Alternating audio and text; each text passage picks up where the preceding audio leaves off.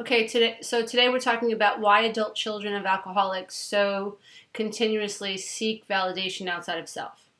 For many of my clients and even myself on my own healing and recovery journey, I realized and I had to come face to face with how difficult it was for me to finish projects, get things done, do things on my own, and it was a real pattern in my life. And working with clients, what I've discovered is they struggle with the same ideas. They can't motivate themselves, they can't finish what they started, and so on and so on. And I believe what it comes from is the idea that we, because we were born to people who were either narcissistic, emotionally manipulative, or were off in some drug-induced coma, or were inebriated, or just emotionally dysfunctional, or intellectually dysfunctional, and didn't realize how important their job was to us, their children. I believe that all beings are born with an absolute innate need and a requirement to be validated outside of self. And it's our parents' job to do that. And I believe that we as human beings are genetically programmed and intuitively understand that it is our job to pay attention to mom and dad and to model after them and to look to them for guidance, and in addition to teach us about ourselves. I think that's an absolute normal, innate, intuitive instinct that all beings are born with. We come here knowing we know nothing, and we come here knowing that we're supposed to watch mom and dad.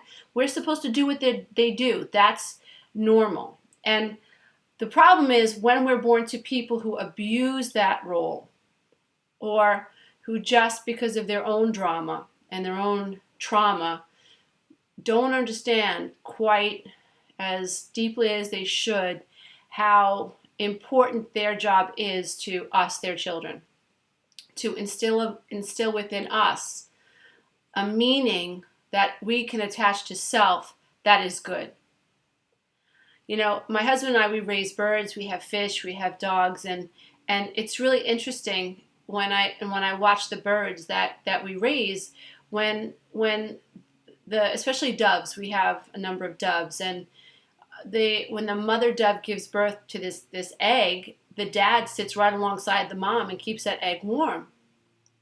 And then as the egg begins to hatch and this baby dove is born, mom knows to intuitively shelter the dove, the egg. She actually like swaddles this egg so ever so gently. Actually, this little baby chick that's born, ever so gently, and she makes sure it stays warm, and she makes sure that it's taken care of. And we have other birds in the cage, so the mother bird will actually keep the other birds away from this newborn chick, and the father will actually flail his wings even at me when I go to feed the birds. When I go to change the bird food and give them water, the dad will flail his wings and say, almost like to protect his baby from me, who he sees as a predator. And you can see the babies, as they get older, they naturally follow mom and dad's instincts. But what's absolutely beautiful for me to experience is how valued that baby chick feels just for being born.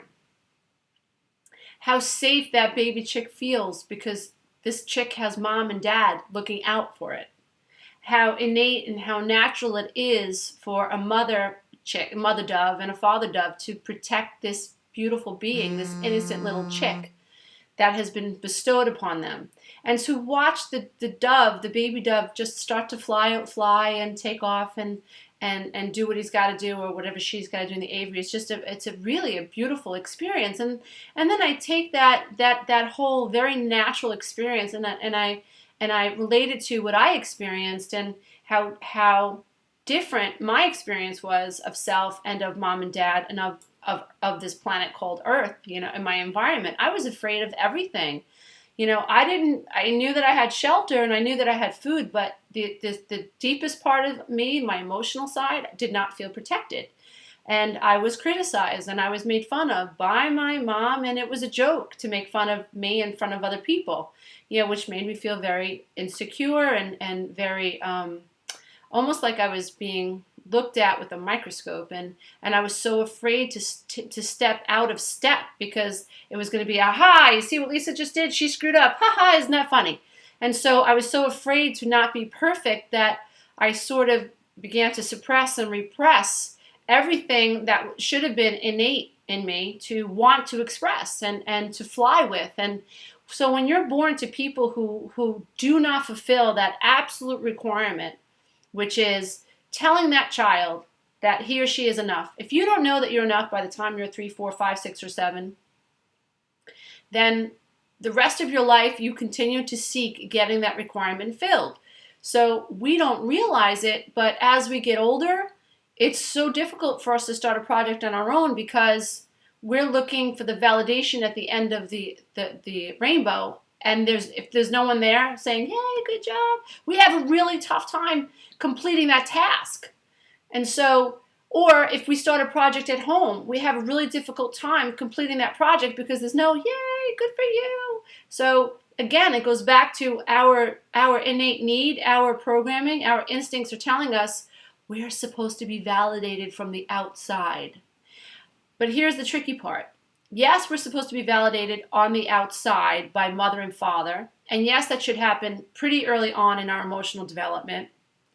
But it should be settled. In other words, it's sort of like finishing a finish line, like running across a finish line at a marathon. It's done. It's settled. Like I filled that requirement. What's next?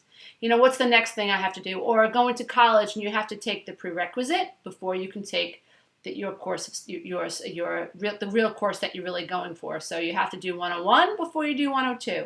And you can't get to 102 before you do 101. So it's the same thing with emotional development. Until you get the validation you seek from outside, until that requirement is met, you still keep seeking that validation from outside of self. So how do we fix that? Well, it's a little bit of a slippery slope, and it's not so easy, but it can be done. I've done it.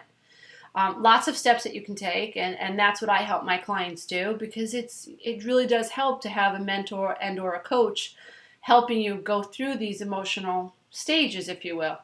But one of the things that I can leave you with today is understanding that ultimately, until you get to a point where you are validating self and your natural impulses, when you are no longer doubting and looking for acceptance from the outside, when you no longer whine and complain and manipulate and throw fits because you're not getting your way or because people don't agree with you.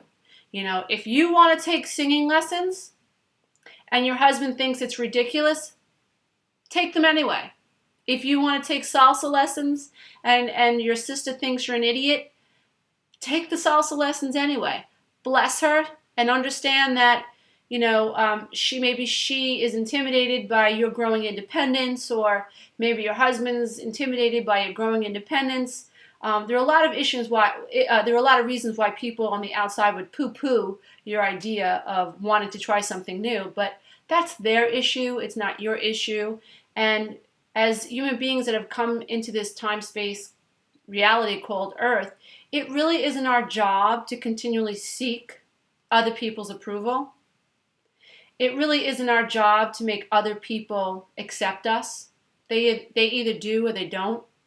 The real issue is whether or not we can merge and integrate with our innate instincts and honor them. That really is the issue. The issue isn't whether or not we can cry and moan and try to get people to do what we want them to do, so that they validate us. The issue isn't, hooking up with drug addicts because unconsciously the goal is that we need to be needed, or we've sort of like enmeshed this idea that need is love. And if I need an alcoholic and I take care of him, certainly this alcoholic is going to feel so grateful because I'm such a good martyr and I put up with him. So certainly he'll validate me because I'm such a good wife. That's at play many, many times. We hook up with addicts and dysfunctional people because we're hoping that dysfunctional person is going to love us and never leave us because we're so good for picking and choosing them and taking care of them. It's dysfunctional, folks. It's not necessary. Love is so much bigger, greater, and grander than that. It's not about manipulation. It's not about control. It's not about minimizing self and walking around, toning yourself down for the sake of other people. It's about embracing self. It's about saying, this is who I am, and it's okay if you don't get me.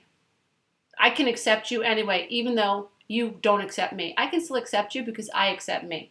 So that's really what I want to leave you with today, and I hope that you understand the concept a little bit deeper and it's a little bit clearer as to why it might be difficult for you as an ACOA to finish what you start.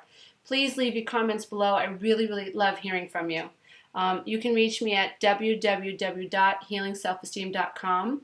The Gmail address to that website is healingselfesteem@gmail.com, or you can reach me at lisaaRomano@gmail.com. I'm the author of The Road Back to Me, Loving the Self-Affirmations, and My Road Beyond the Codependent Divorce. And I'm a life coach and a mentor to people who are struggling to integrate mind, body, and soul. So namaste, everybody.